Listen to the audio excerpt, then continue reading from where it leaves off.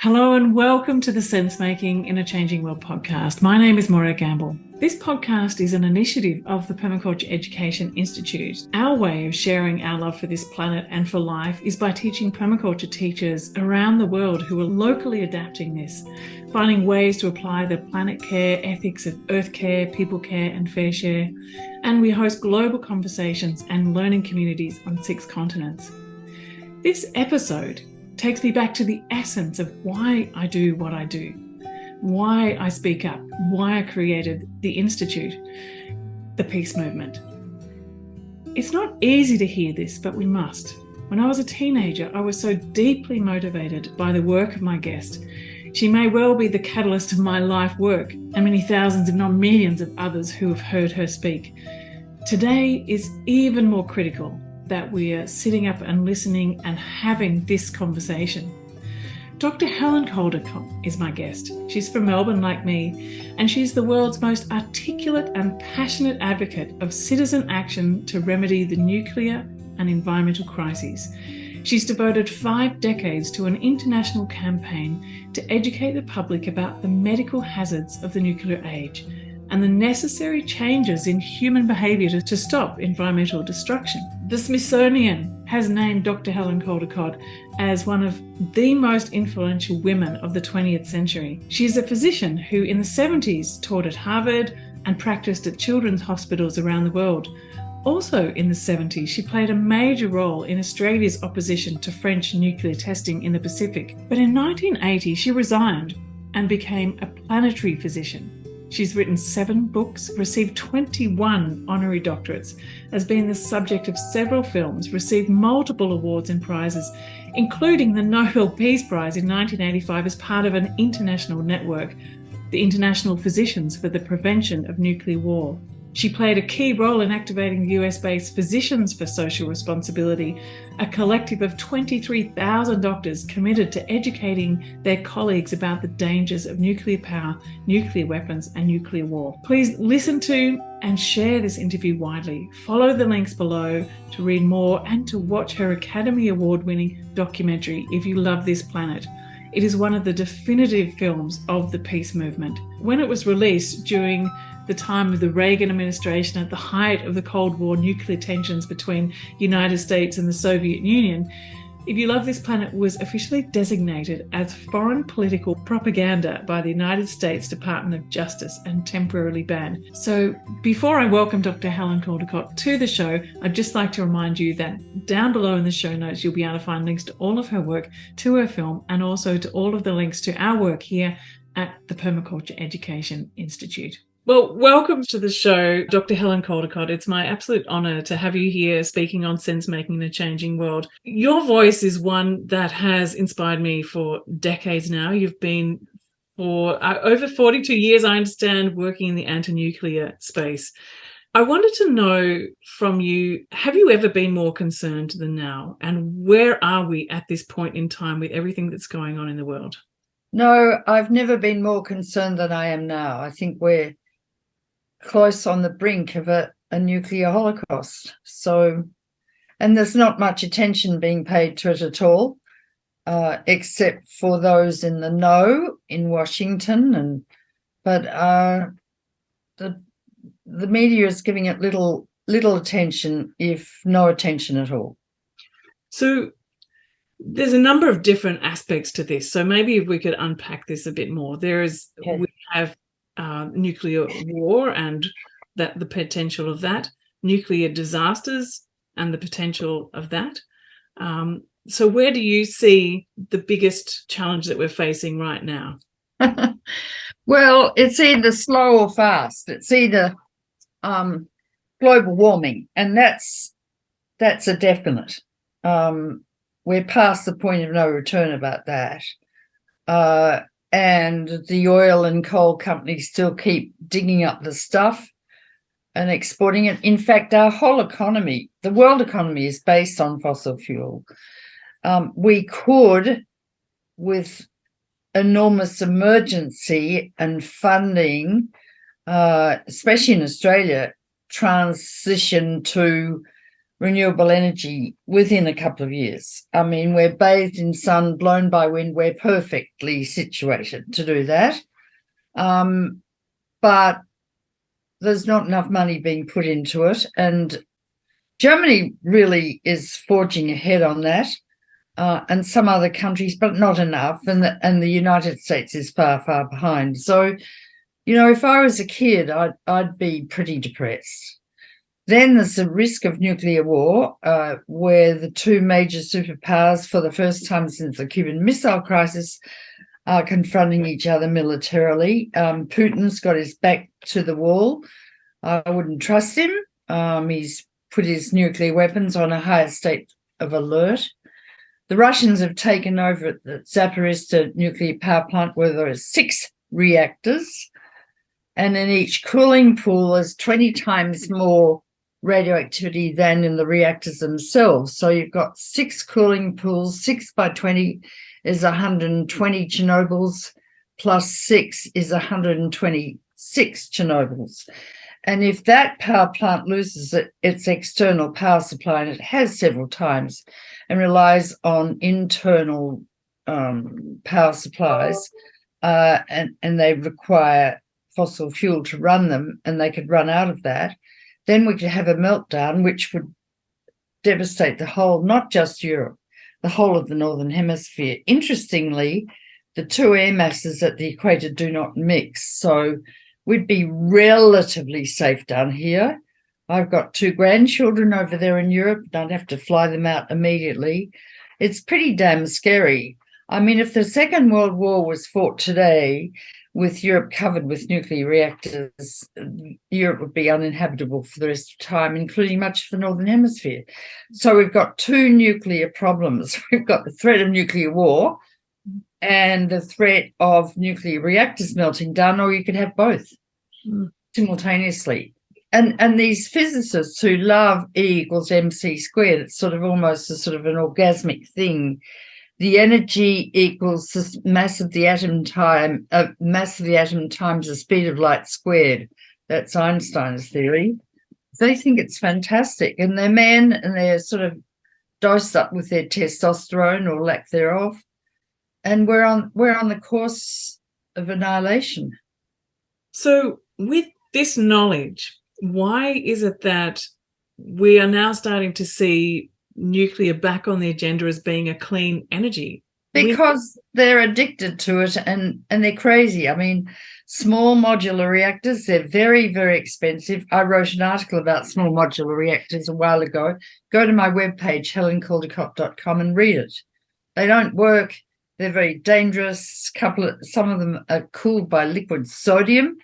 If there's a leak, liquid sodium explodes and burns. They're terribly expensive. They're keystone reactors. In other words, the corporation that builds them has to sell lots of them to make a profit, and they haven't sold any, really. So it's a physicist's wet dream, really. But politicians who know nothing, who are not scientifically or medically literate, think it's a great idea because they're fed this information by the nuclear corporations. So we're in the hands of uninformed, not ill-informed, uninformed people, mostly men. And that really irritates me, because the fact is that 52% of the population are women. We've got the hormones to nurture life, oxytocin, estrogen, progesterone, and men have testosterone.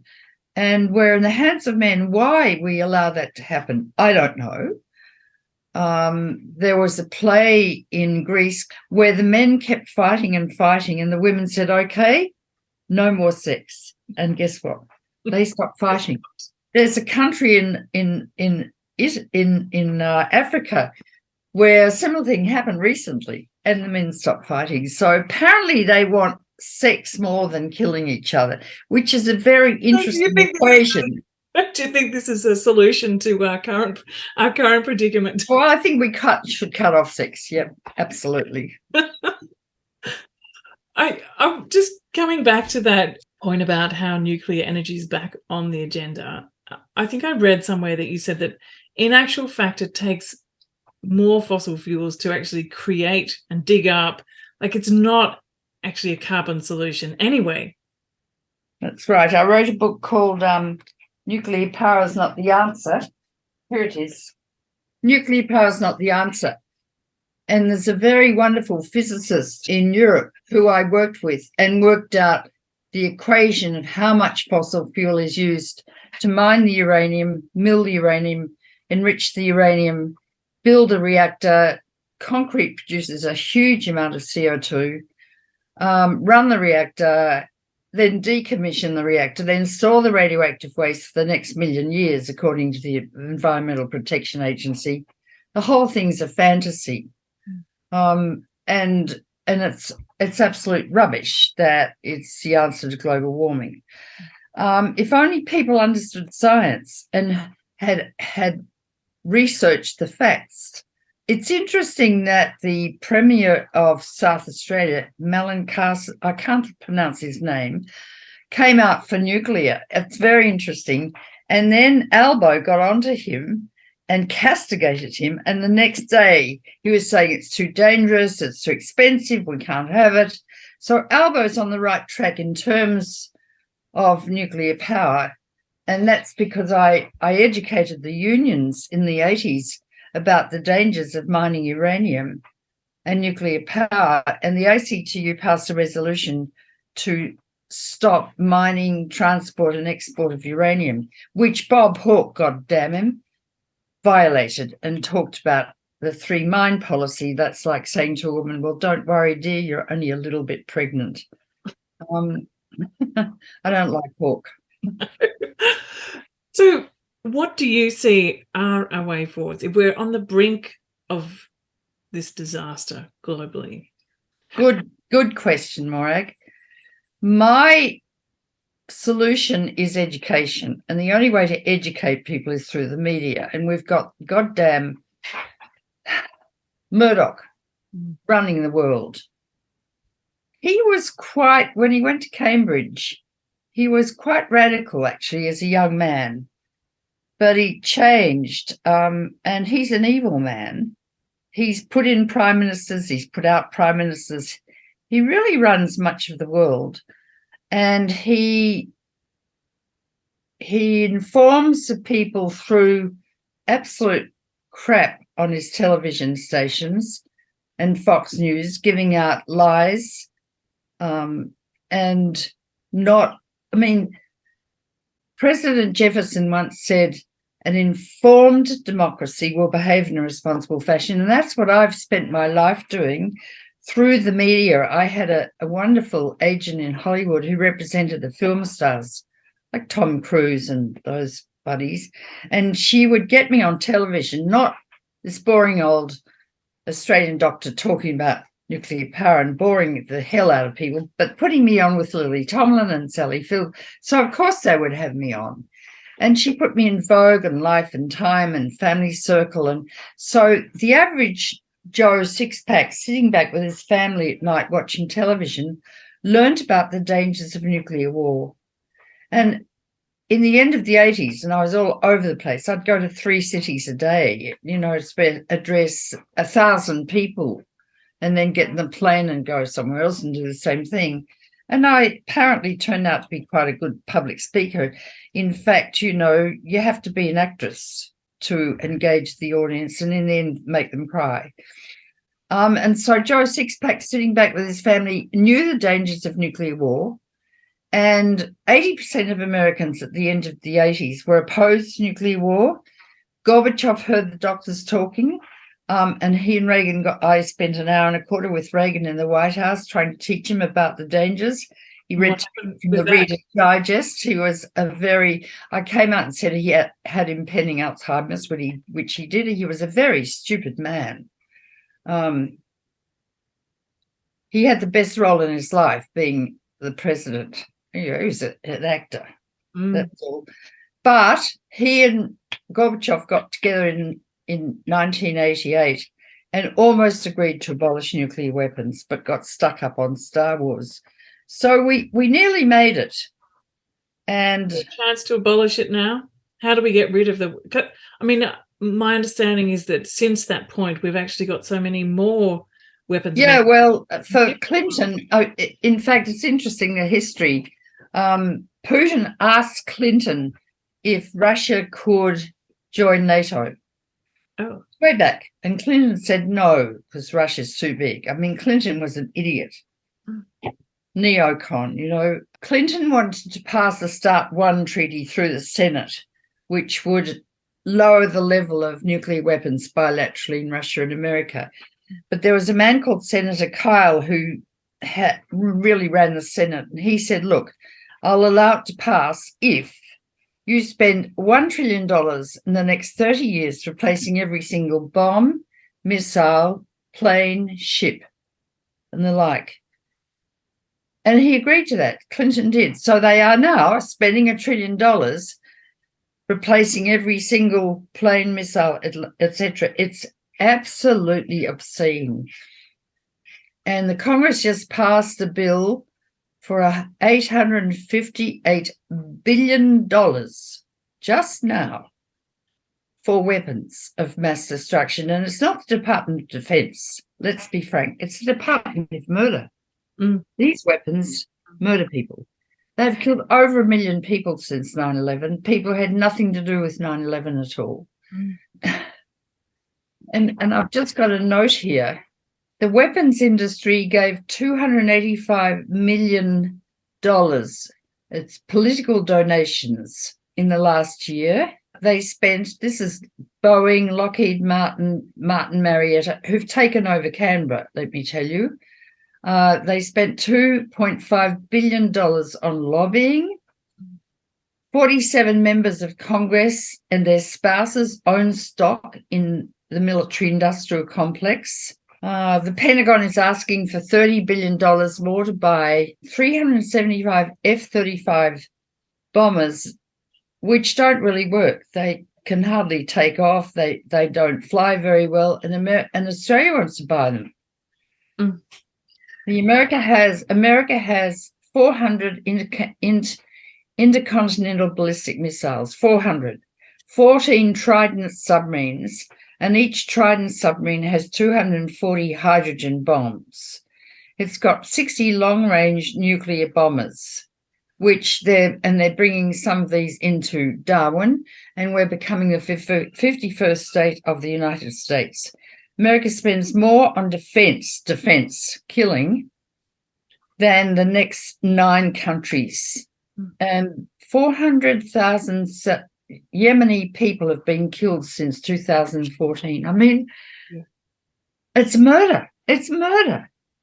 I took the Hippocratic Oath, you know. I try and practice now global preventive medicine, but these people are deranged. They're deranged. They're psychopaths.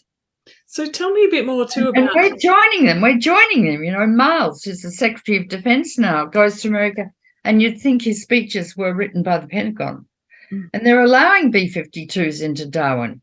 Pine Gap, in the middle of the Northern Territory, orchestrates a whole nuclear war scenario. So we are the 51st state of America. Now, Whitlam would not have allowed that.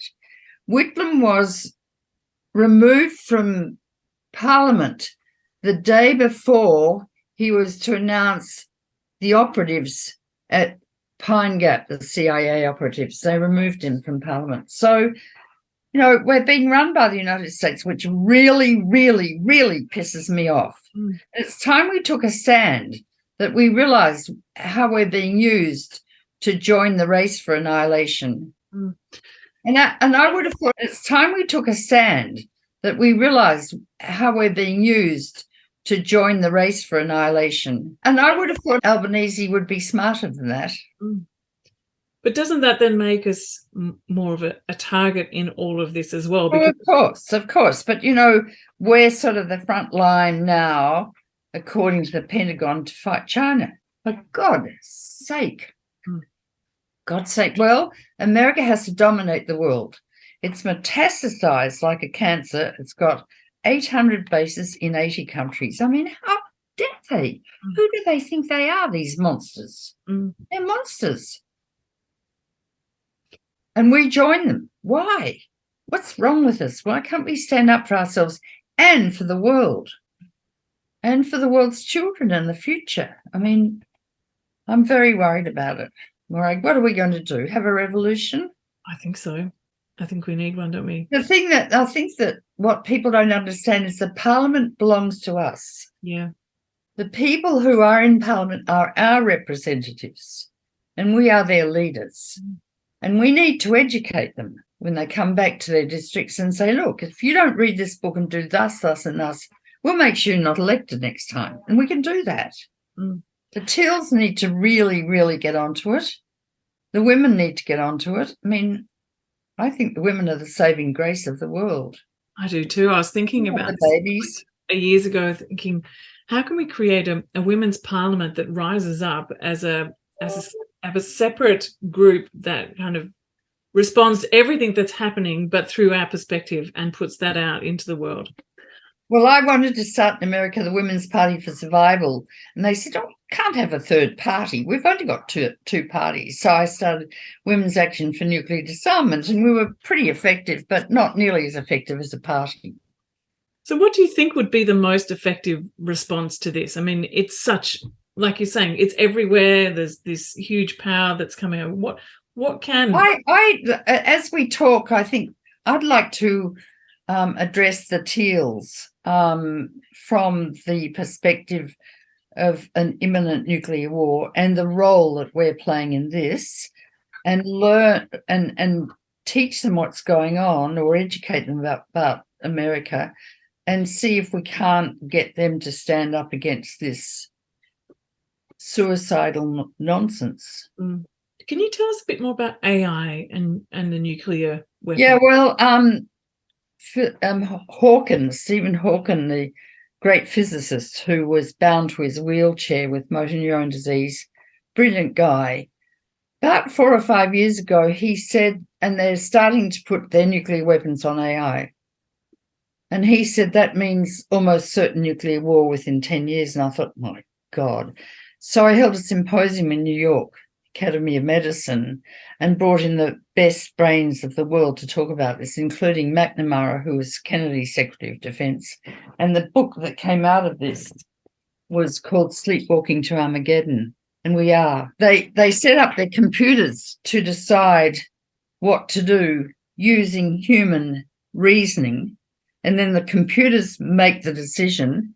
And then, we're on the path of almost certain nuclear war if the weapons are on AI. I mean, these people are mad. And every day I read some new thing in the news about a new weapon of mass destruction. Meanwhile, 2/3 of the world's children are not being fed properly. What are we doing? What are we doing? We're into murder. How do you speak with your children? How do you speak with your grandchildren about this? Well, they all know. I mean, they've all followed me. In fact, my grandson in Malmö, Sweden, is a filmmaker, and he came out and filmed me because a film that was made about me giving a speech 40 years ago called If You Love This Planet by the Canadian Film Board, which won an Oscar, is only half an hour long, and it breaks through people's psychic numbing. It makes them cry. So he came out and filmed me doing introductory talks to the film. And if you go to my webpage, helencaldicott.com, the film is there. We've put it on TikTok, Instagram, Twitter, and Facebook, and people are watching it, but not enough. I mean, not enough.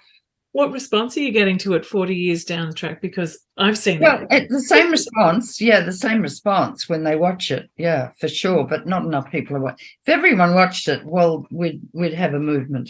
So if people were to watch it or to take it and to share it with the community, do you have ways that you encourage people to unpack it? Like, do you have questions or support material that would help people to? Yeah, if you go to my website, there are lots of suggestions about what to do. I mean, all the churches should be playing it on Sunday. Meetings should be playing it. It should be played on national television. The ABC should play it. Why not? Why not? Why not? That'd be good. It's an Oscar-winning film. Yeah. So there's this thing, though, isn't there, that we don't want to scare people. Oh, no, we mustn't be scared. No, not until the bombs drop and we're all dying of acute radiation illness, vomiting and bleeding to death. That's what'll happen. But we mustn't be scared. Oh, no. So how close do you think we are with this current Russia? Well, I got to know Robert McNamara, who was Kennedy's Secretary of Defense, quite well.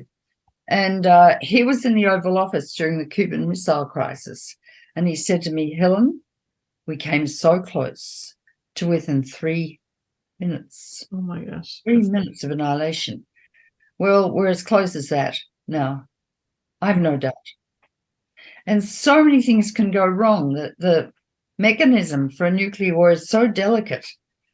The president has a 3-minute decision time whether or not to launch if the satellite sees weapons coming. And once we're set up by a flock of geese or a rising moon, this happens all the time. And there's a man walking behind him all the time with an officer with a suitcase with its codes to start a nuclear war. And he has a 3-minute decision time. And he's not totally on the ball. He's a little bit vague, is the president. But there are so many ways accidental nuclear war can start, particularly at a time of heightened international crisis. Yeah. For instance, America launched a weather missile in Norway some years ago, and they informed the Kremlin, and the Kremlin lost the data and saw this missile going up. So because to start a nuclear war, America first targets Moscow and takes Moscow out so that Moscow can't respond. And they thought this was going to be a first strike. They saw it go, and they got ready to launch their weapons. Moscow is so concerned about this that they have dug a hole in the Ural Mountains, and they've put a computerized weapon in that to be launched if America launches her weapons, called the dead hand. The dead hand goes up and automatically launches all the weapons in Russia. So who can you just say out loud where these are targeted to? Well, there used to be about 10 bombs targeted on New York. There's such a redundancy of weapons that they've lost, they've got very few targets for all their weapons now. Each bridge was targeted, each airport, like that. Every city in America with a population of 50,000 or more is targeted with at least one bomb. I mean, we're clearly targeted. What turned me on was On the Beach, the book by Neville Shute, and I read it when I was about 18, and it was about a nuclear war that occurred by accident in the Northern Hemisphere, and everyone was killed, and gradually the radioactive cloud came down to Melbourne, and people had their last drink, gin and tonic, in the Melbourne club. The government dispensed cyanide capsules so people could kill their babies immediately instead of dying a lingering death, vomiting and bleeding to death. And in the end, that was the end. There were no people left in the world. And that marked my soul. I was 18 and I was doing medicine. That was it. And it's not a fallacy. It's reality. Neville Shute was very smart. So, the whole question about, how do you prepare for the incident that a nuclear war happens is kind of prepare. What do you mean prepare, Morag? Well, I was thinking in terms of, preparing for death. I know you were talking earlier about, in Australia, you're kind of, we're a little bit okay because it's more Northern Hemisphere, but if it happens in the Northern Hemisphere, like you said, it's here too. Yeah, well, we're targeted. I mean, if it happens, we're targeted too. So let's be frank. What cause is there for hope? Do you have any cause for hope? Do you feel like there's only people with any guts who'll get up and stand up and take on the government, take on the parliament, take on the media, like you? I did it. I was an alien. I was a woman in America, and I don't know. I turned into a Joan of Arc. Of course, you can do it if you're smart and use your intelligence and work out what to do. We all live in a democracy, and that's what it's about, using the democracy. we've got any guts, we'll do it. Yeah. If we don't have any guts, we'll all die. You talked before about this requires us to be like actresses, actors. Do you know, there was the Don't Look Up movie recently. Yeah, I did. I saw that. Yeah. Yeah. It was good. It was. And there was that moment that at the end that reminded me of how you described, the end of the book. That, I wonder, do you know of people taking on this challenge to do a blockbuster movie on this topic? It feels like it needs to be happening right now. No, not really. Some people are approaching me, but I'm an old dame now, Now, some people have thought they want to do a documentary about me. I won't say who, and trying to get money, I think, from the ABC and the Australian Film Institute, etc. But, that'll take a while to happen, and there's an urgency. The earth is in the intensive care unit, acutely ill. We're all physicians to a dying planet. And we're not attending to it at all. At all. How have you stayed well and grounded when you know this? Oh, well, I don't know. I love my garden. I mean, I know this all the time. And, I wake up in the morning and my roses are still there. So I think, right. I guess I've lived with this, accepted this. And, at the age of 84, I really can't do much about it. I would if I could. I'd like to address a joint session of Congress. I would like to address Parliament and just describe the medical effects of nuclear war and get into people's souls. I don't know. I haven't been asked to do that. Where do you get your information from? How do you find... I find a lot on the internet, and I read the Department of Defense stuff from America. I mean, there's a huge amount of information that I gather. I read it all the time. I'm immersed in it. I drown in it. Is that also on your website where you're sharing what you're finding out all the time? Absolutely. And there are lots and lots of videos on my webpage, which are some of them are quite fun, actually. Trying to teach the Dalai Lama about nuclear power and other such stuff. What does he feel? Oh, he's like a child. He said, really? Really? So innocent, yes. Who do you think in the world are the key leaders in this space that need to come together? Who are the leaders in the world, or how can we cultivate a kind of leadership in the world that's going to take this in the right direction? I feel like the world leaders that we call world leaders at the moment are not at all going. Well, Gorbachev's dead.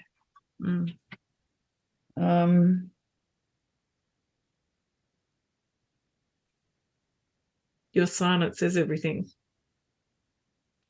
Yeah. I actually think King Charles III is a very intelligent bloke who's thought very deeply about this sort of thing. Whether he'll do anything or not, I don't know. But he's in a perfect position to do so. George Galloway, who's in the British Parliament, he's a terrific guy. Bernie Sanders, I really wanted him to be president, but the F-35 is made in Vermont in his district, so he supports that. They're all compromised. I can't answer your question. I'd like to be Prime Minister. Okay, well, we'll... Chance. How do we educate people on the broad enough scale to get this out? What are those? It has to be through the media. It has to be through the media. I was on the media all the time in America, teaching. That's the only way. Shifting the public perception, so that shifts the... Education is the key. Education is the key. Really is. Yeah. And most people are blindly ignorant.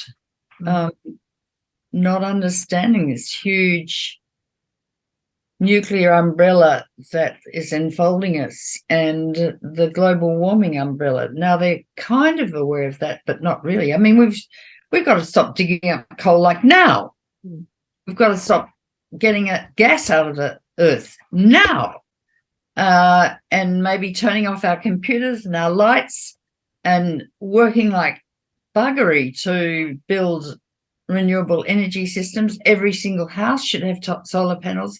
Every garage should have solar panels so that the electric vehicles are powered by the sun, not coal. By plugging the car in, you're powering it by coal. One step removed from the source. Boy, that would be exciting, wouldn't it? Well, I guess this is kind of where I've tried to go with permaculture. It's like looking, well, how can we live a life that is a one planet way of life that has at its core earth care and people care, and thinking about people on the other side of the planet as well and the impact. But I really feel like what you're saying now is that that's not enough. No, it's not enough. No, Morag, no. Not enough at all. No. Well, maybe we should work together. Maybe we should. I was activated as an 11 or 12-year-old, like I said, by your words, because I grew up in Melbourne and I used to hear you a lot on the media, and that changed my way. It was that wake-up call. And it feels like we need that courageous voice in the media. Yep, we do. Yep. Well, you're younger than me. How old are you? 53, I think. You're perfect. So maybe we can work hand in hand. Maybe we can. And in love. Helen, you have activated me. Like the fire in the belly, courage. Fire in the belly, Morag. That's what we need. Yeah, absolutely. And to speak up. You know, we've got nothing to lose. This is the thing, is it? Nothing to lose. We've got everything to gain. We've got everything to lose if we don't. Yeah. Everything. And that play in Greece is called Lysistrata, where the men only stopped fighting when they couldn't have sex. Right. There's lots of really interesting strategies here. Yes. Do you want to tell us a little bit more about If You Love This Planet and how people can access this film? Yeah, well, you just go to my website, helencaldicott.com, and there it is. And then it has suggestions about what you can do. But allow yourself to just sit there, take it in, to bust your psychic numbing. It's like me telling a patient they've got leukemia or something, and, you know, you have to handle a patient, help them through that shock and grief, and help them with their diagnosis and their treatment. And so it's really practicing preventive medicine. Thank you so much for taking the time to... My great pleasure, and it's lovely to get to know you. Yeah, you too. All right. Thank you for everything that you've done in the world up until this point, and I hope to be able to continue and carry and speak out and speak up. Okay, let's join forces. Fantastic. All right. Take care. Bye-bye.